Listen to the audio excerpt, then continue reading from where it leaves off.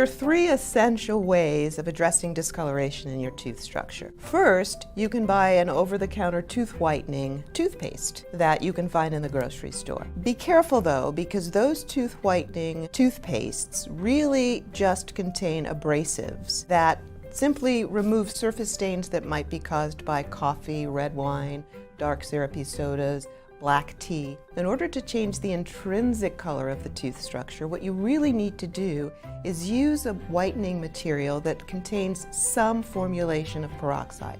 First, you can do an in-office procedure. You go into your dentist's office, usually one visit is all that it takes, and your dentist applies a whitening gel to your teeth. And after several cycles of applying and removing this whitening material, the intrinsic color of your tooth structure will often become whiter. The other method that can be used is a take-home method, where trays are made to fit your teeth. You can also use whitening strips that aren't custom-made to fit your teeth.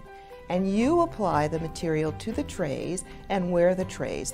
What's important is to remember that unless your teeth are in fact healthy, how white they are really doesn't matter. It's important to see your dentist before you consider tooth whitening and if you're considering tooth whitening, because if you have dark teeth, cavities, crowns, large fillings in the front surfaces of your teeth, tooth whitening may not be effective for you.